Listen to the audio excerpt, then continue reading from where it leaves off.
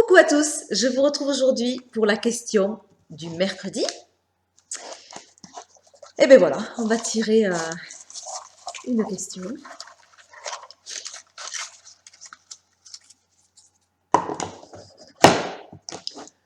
Alors, interprète-t-on les arcanes majeurs du tarot de Marseille et du Rider-Waite de la même façon? Alors, donc ça c'était une question de ma Soso adorée. Alors non, voilà, on n'interprète pas de la même façon les arcanes majeurs du Marseille et du Rider. Comme on n'interprète pas de la même façon entre deux Marseille ou entre deux Riders. Il y a des changements. Alors, les archétypes sur les arcanes majeurs, puisque la question, on n'est que sur les majeurs, vont rester plus ou moins les mêmes. Et encore plus ou moins, parce qu'il y a aussi des différences. Mais dans le sens général, mais après, il va y avoir l'illustration qui va donner un sens différent.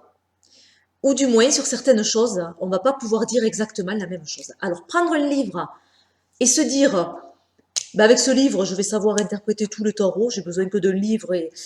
non. Par exemple, prendre le Jodo, la voix du tarot hein, de Jodorowsky et prendre un rider à côté, c'est pas bon. Vous n'allez pas être dans la bonne interprétation des lames.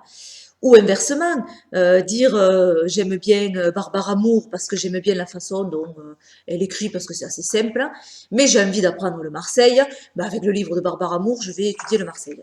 Non, c'est pas possible. Voilà, donc ça reste quand même deux traditions qui sont assez différentes. Et comme je vous dis déjà, dans la même tradition, c'est-à-dire, mettons, dans le tarot dit de Marseille, il y a des différences.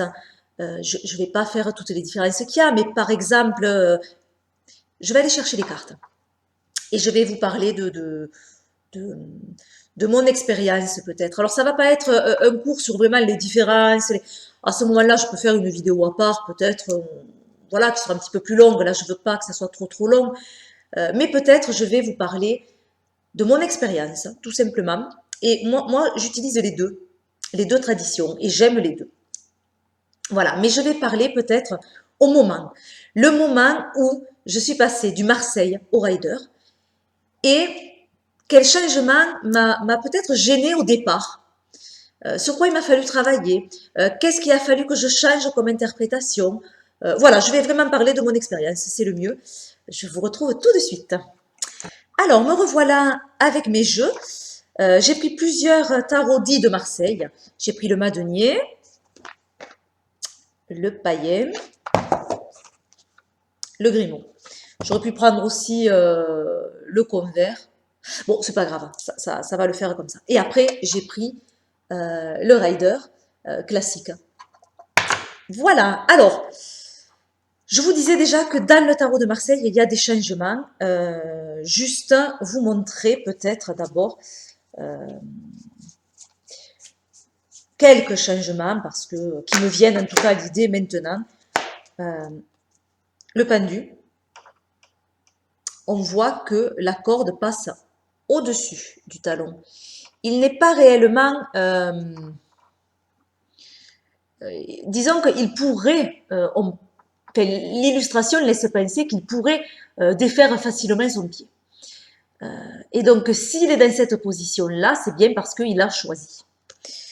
Alors que dans le Grimaud, c'est plus pris à la cheville, du moins on ne voit pas cette corde qui passe sur le talon. Donc là, il est plus maintenu, peut-être malgré lui. Par exemple, également, on a la tour.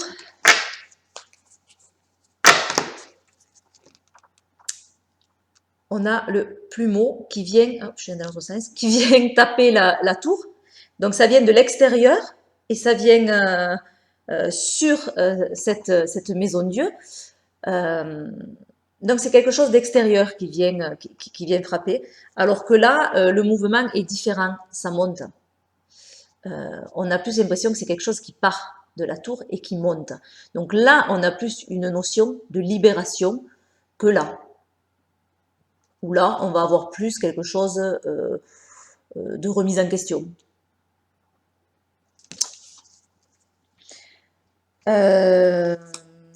Bon, voilà, je vais pas faire, parce qu'il y a plusieurs changements hein, selon les lames. Je vais pas faire, si le diable peut-être quand même, hein. Je pense au diable, surtout avec le Grimaud. Là, notre diable, on voit qu'il a un flambeau, hein. Il éclaire, dans l'obscurité. Dans le Grimaud, c'est pas un flambeau qu'il a, c'est plus une épée. On voit la différence. Donc là, on va pas pouvoir dire que il va venir éclairer quelque chose, une part d'ombre. Il va plutôt trancher. Voilà. Donc là, on va pas avoir la même signification. Voilà, bon, allez, je vais pas rentrer dans les détails, sinon ma vidéo, elle va durer des heures. Hein. Alors, donc vous voyez que déjà, entre deux mêmes traditions, il y a des différences. Alors sur le rider, énormément, parce que l'auteur, qu'est-ce qu'a voulu mettre l'auteur? Et il va amener l'interprétation autre part. C'est ce qui est intéressant aussi. Donc chaque rider est vraiment différent. Maintenant, si on compare, puisque c'était la question, le Marseille au rider. Donc comme je vous disais, je vais parler de mon expérience et ce qui m'a marqué au départ, quand j'ai commencé. Du moins, ce qui va me venir maintenant, puisque j'ai pas préparé la vidéo, donc on va voir ce qui me vient, c'est que vraiment j'ai envie de vous en parler. Donc bon. Alors, on commence par le mât pour le Marseille, le fou pour le rider. Donc déjà, on voit qu'il y a un changement de nom. Il y a un changement au niveau du numéro. Dans le mat, on n'a pas de numéro, puisqu'on peut le retrouver partout. Il ne fait pas partie des 21 arcanes majeurs. Il peut se retrouver n'importe où. Là, on y a collé un 0, donc on le met quand même au départ. Dans le rider, on va commencer par le fou. Dans le Marseille, on commence par le battleur, on ne commence pas par le mat. Donc ça, c'est une différence. Ensuite, moi, c'est la position qui m'a marqué.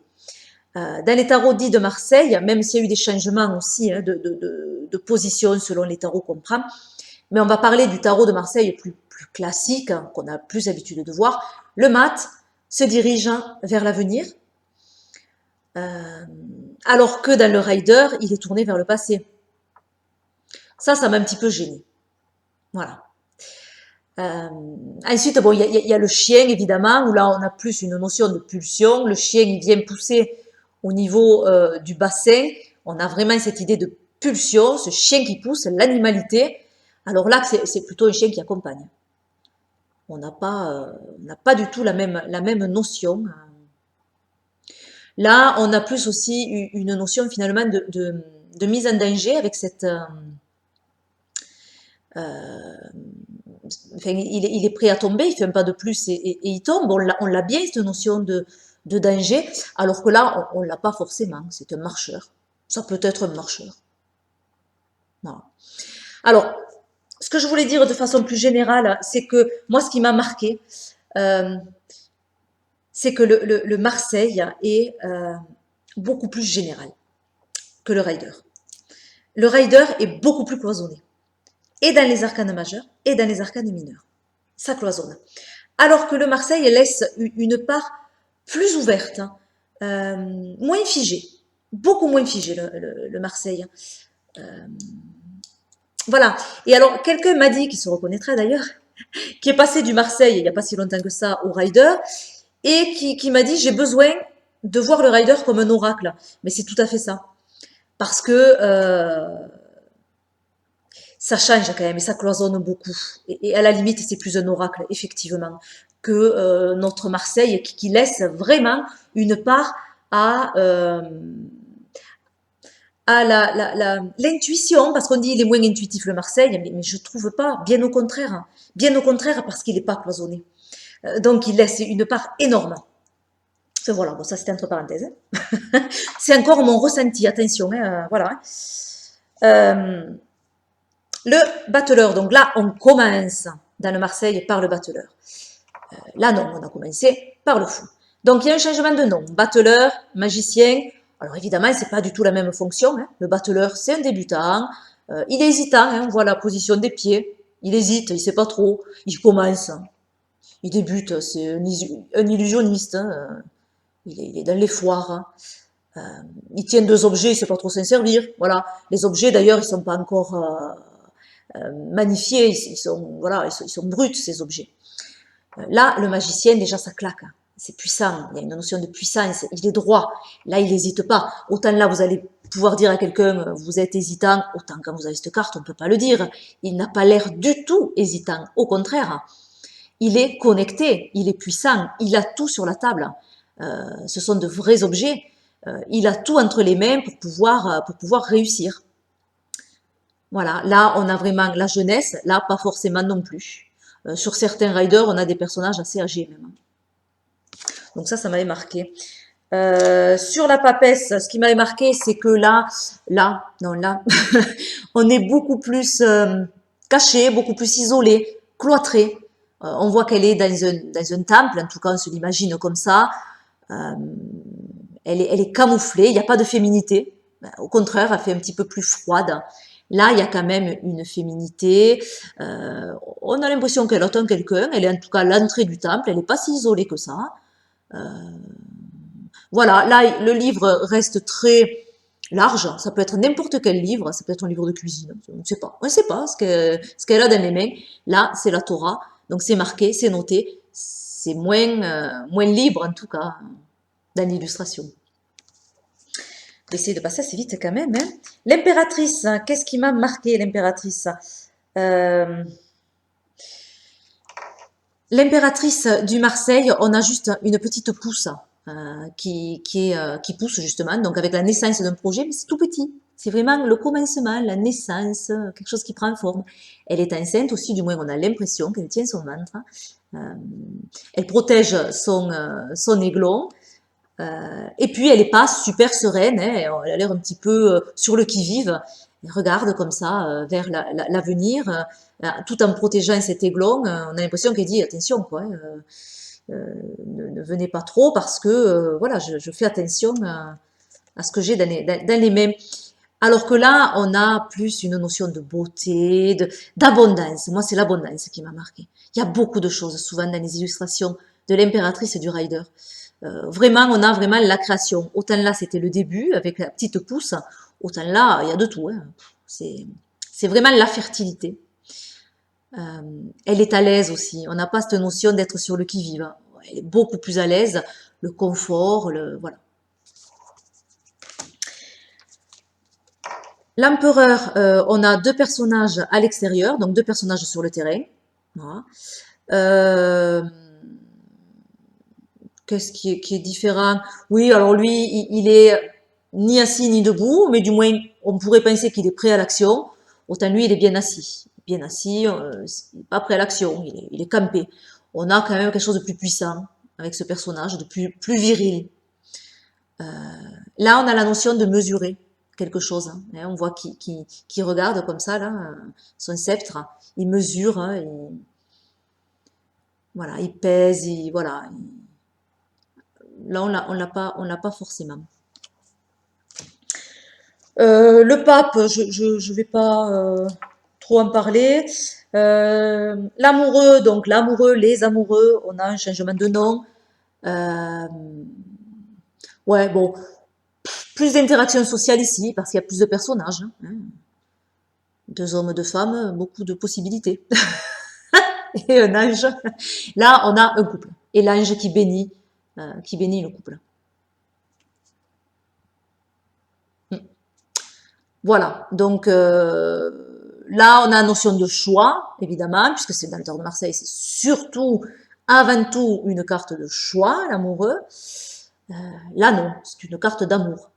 On n'est pas tout à fait dans la même interprétation. Je vous fais court, hein, vraiment, je vous parle de ce qui m'a au départ. Hein. Le chariot, Oui, le chariot, alors quand on prend le Marseille, et si on regarde que ça, il est beau. Il présente quand même, hein. Waouh, c'est un prince qui a l'air sûr de lui. Quand on regarde le bas, se dit comment ça peut rouler ça. C'est catastrophique. Euh, alors que là, on a quand même plus une notion de puissance, de victoire. C'est victorieux, c'est waouh. Le bas, le haut, tout est classe, tout est. Là, on se demande comment il avance. Hein, c'est chaotique. Là, on a vraiment une notion de quelque chose de chaotique. Euh, Après, on voit que là, les chevaux, à la limite, ils veulent avancer. Ils veulent. Sauf qu'il y a tellement d'énergie contradictoire que ça devient impossible. Euh, voilà, ils regardent pas dans la même direction, un part d'un côté, l'autre de l'autre. Cette roue, on ne sait pas comment elle tient, on ne sait pas s'il tient d'ailleurs ce chariot. Mais il y a un désir de vouloir avancer. On a l'impression, en tout cas, que les chevaux sont en action. Les deux sont en action. Maintenant, on se dit comment ça peut avancer, mais ils sont en action. C'est pas les chevaux qui bloquent. C'est vraiment cette énergie contradictoire qui bloque. Là, c'est les sphinx. Les sphinx sont assis, sont couchés. Ils n'avancent pas. Donc, si le chariot n'avance pas, ce sont les sphinx. Contrairement à là. Donc, il y a des différences quand même d'interprétation.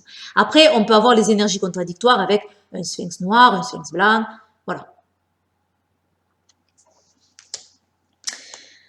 La justice, alors il faut la chercher puisque là, on a évidemment la force. Hop, je vais les changer. Parce que je préfère mettre, vous le savez, la justice en 8. Donc là, on l'a en 11. Donc pour moi, c'est pas judicieux, mais je vais pas y revenir. Hein, vous êtes au courant. Donc pourquoi, en gros, hein, c'est pour être plus conforme avec l'astrologie et la Kabbale qu'ils ont inversé ces cartes, mais qui pour moi n'est pas du tout judicieux. Voilà. Donc bon, la justice, moi, ce qui m'a marqué, c'est que autant là, tout est équilibré, la balance est droite, tout est droit, l'épée est droite. On a vraiment une sensation d'équilibre. Si on divise la carte en 4, tout est à sa place. Là, rien n'est à sa place. Tout est déséquilibré. Et c'est ce que j'aime dans cette justice, justement. Elle déséquilibre la balance avec son genou et avec son coude. Il y a quand même cette notion de justice humaine. Il y a de faire ce que l'on ressent de bon pour soi. Il y a les émotions qui prennent quand même part dans cette justice. Et c'est un petit peu un alignement entre les pensées, les actions, la spiritualité. Voilà, puis elle regarde vraiment de face. D'ailleurs, la perfection est profane hein, pour l'Église. C'est profane. Quelque chose de parfait et quelque chose qui n'évolue plus. Et si ça n'évolue plus, ça meurt. Voilà, la nature est imparfaite, la nature avance, la nature change. Voilà, donc il y a un petit peu cette notion là-dedans. Je fais vraiment gros parce qu'il y aurait tellement à dire sur la justice. Il n'y a pas que ça à dire. Là, je ne la cloisonne pas qu'à ça, mais voilà. Voilà ce qui m'avait marqué au départ. Je reste vraiment au départ. Hein. Alors que là, on a plus une justice finalement divine. Quelque chose de plus tranché, quelque chose de plus... oui, de plus tranché, oui. De plus intransigeant, voilà, je cherchais le mot. Voilà, quelque chose de plus intransigeant. Euh, il faut être juste. Voilà. Pas pour soi, il faut être juste dans la façon de faire les choses. Voilà. Alors, l'ermite, je vais passer vite. Là, ça laisse plus de place à l'imagination. On ne sait pas vraiment ce qui tient. On pense que c'est une lanterne, mais ça pourrait être une bouteille. Ça pourrait être autre chose. Il éclaire, il y voit mal. Donc, il cherche à voir. Il cherche à faire la lumière. On voit bien qu'il tâtonne un petit peu. Il s'appuie sur son bâton, il est courbé. D'ailleurs, le bâton est courbé aussi. Il est tordu, ce bâton. Et il est court. Donc, automatiquement, il est voûté. Il y a bien cette notion de vieillesse. Alors là, il ne regarde pas. Il cherche pas à voir. C'est pas lui. Alors, il éclaire peut-être pour les autres, mais il éclaire pas forcément pour lui parce qu'il a la tête baissée. Il ne cherche pas à regarder. Donc ça, c'est quand même une différence. Voilà. Et le bâton est bien plus grand.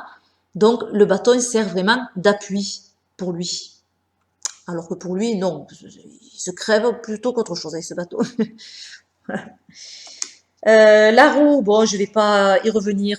La roue, souvent dans les riders, elle ne me plaît pas du tout, du tout, du tout. Alors on a une roue qui est beaucoup plus parfaite, on a une roue qui est associée souvent à l'astrologie, où on retrouve aussi les évangélistes de chaque côté. Bon. Alors que là, on a une roue beaucoup plus bancale. Hein. C'est pareil, je ne sais pas comment elle tient cette roue, mais elle tient. Et là, on a plus une notion de cycle finalement, alors que là, de cycle de chance et de malchance. Alors que là, finalement, c'est la façon dont on voit les choses qui va faire qu'on le voit avec chance ou malchance. C'est pas tant qu'on va avoir de la chance ou qu'on va pas en avoir, c'est plus comment on va arriver à voir cette chance ou cette malchance. Me revoilà, excusez-moi, j'ai dû couper. Alors, on continue, on en est à la force. Voilà, bon, grande différence qui m'a marqué, c'est que dans le Marseille, le personnage ouvre. On voit que les mains sont positionnées en ouverture. Donc, on ouvre la gueule de l'animal, on libère ses émotions, son animalité. Là, le personnage ferme la gueule de l'animal. Il ne l'ouvre pas. On voit vraiment la différence dans les positions des mains. Donc là, elle ferme. Au contraire, elle maîtrise. Elle maîtrise. Voilà. Donc là, pas du tout la même interprétation. Le pendu. Qu'est-ce qui m'a marqué dans le pendu? Oui, dans ce pendu, on a deux arbres. Donc, on a le père et la mère. Vous savez que enfin, je sais pas si vous savez, mais souvent, quand on coupe une carte, on va avoir bon, le passé et le présent, mais on va avoir également la réceptivité et l'action. Alors, la réceptivité est tournée, il faut que je vous le dise par rapport à vous, est tournée du côté gauche et l'action du côté droit. Donc là, on a le père et la mère, puisque la réceptivité et l'action, c'est le yin, le yang, c'est le féminin, c'est le masculin. Donc le féminin, c'est à gauche, c'est tout ce qui est perception, et le masculin est à droite, c'est le yang, c'est l'action. Voilà. Donc là, on a cette notion finalement de famille où on a coupé, on voit que cet arbre est coupé. Il y a la coupure peut-être avec la famille. Ça peut parler également de descendance, d'arbre généalogique, etc. En tout cas, il se retrouve pendu au milieu. Ensuite, la jambe qui est alignée, c'est le côté de la perception. Donc, on aligne sa perception. C'est ce qui est important. Dans cette carte, effectivement, on n'est pas dans l'action. Donc, c'est la perception qui est alignée. L'action est fléchie. L'action, elle n'a pas lieu d'être. Donc, on fléchit la jambe. Et on voit bien, donc, c'est la jambe côté droite qui est fléchie. Donc, ce côté actif. Et là, on a l'inverse. On a l'inverse. On a, voilà. Donc, ça m'avait un petit peu...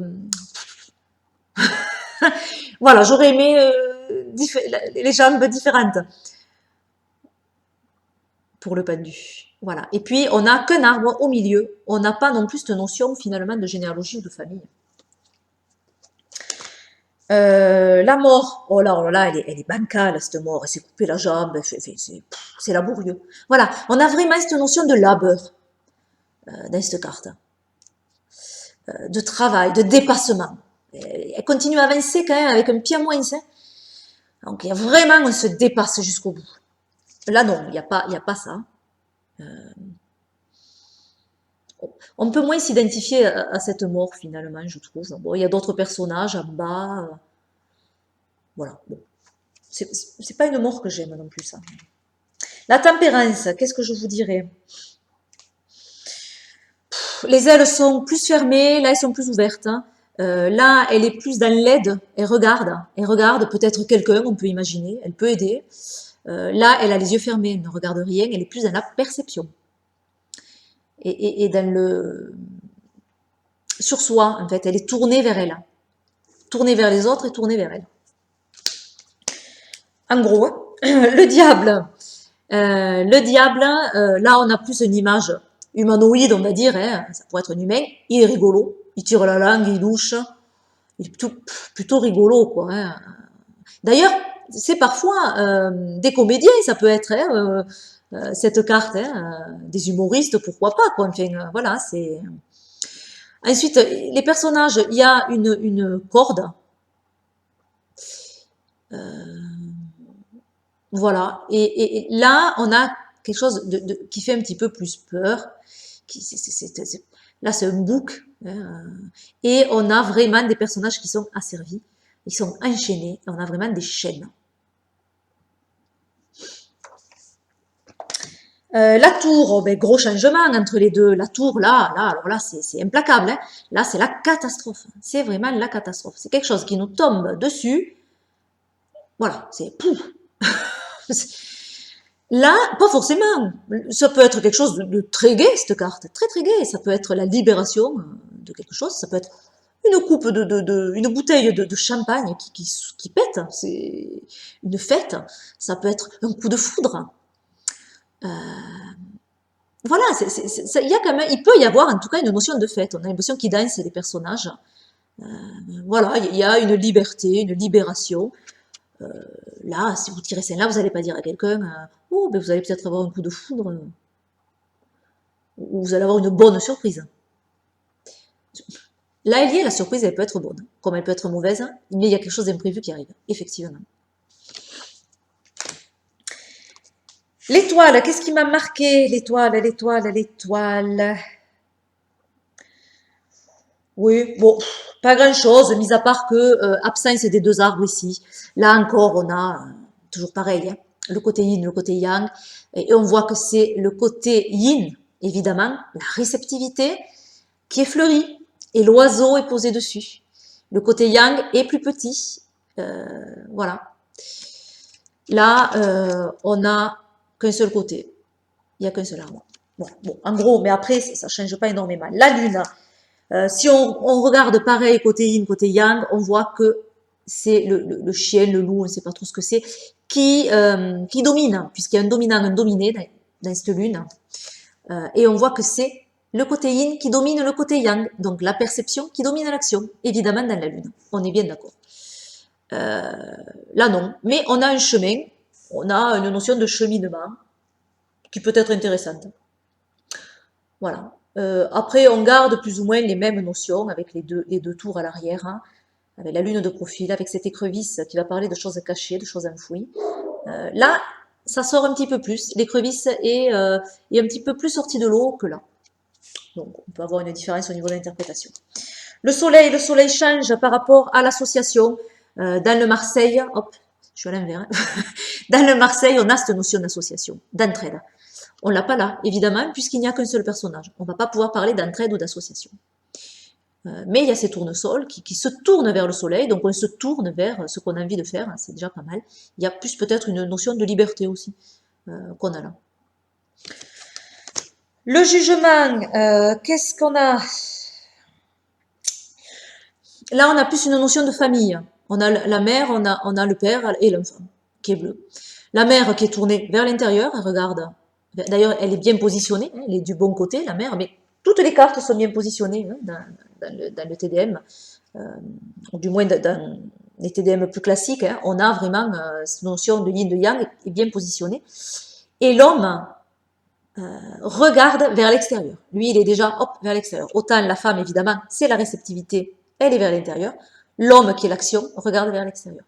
Bref, voilà, ça c'est entre parenthèses. Hein. Là, les personnages, bon déjà la femme et l'homme sont inversés, et il y a plusieurs personnages. On a bien une notion de libération par contre là, d'élévation également. Après, ça fait un petit peu drapeau suisse ça. Hein. Si vous partez en Suisse, ça peut, voilà, ça peut. Le monde, je n'ai pas grand chose à vous dire hein, sur le monde. Non, j'ai pas grand chose et puis je pense que la vidéo déjà elle est assez longue. Donc voilà, j'ai vraiment résumé de ce qui m'a marqué, des changements où je me suis dit mais tiens, mais pourquoi? Ah bon, eh bien il va falloir faire autrement. Voilà, en gros. Mais pour revenir à la question, on interprète donc pas pareil un Marseille, un Rider. Donc il y a des livres pour chaque. Quand vous achetez un jeu, vous avez un livre qui va avec, ou alors vous prenez un livre qui correspond à la structure du jeu. Mais prendre, comme je vous disais, un livre qui est d'une tradition et s'en servir pour une autre, vous n'allez pas trouver les mêmes choses. C'est pas possible. Voilà, bon, je me dépêche parce que déjà, je vous ai tenu la jambe un petit moment. Je vous fais d'énormes bisous et puis je vous dis à bientôt pour de nouvelles vidéos. Bye bye!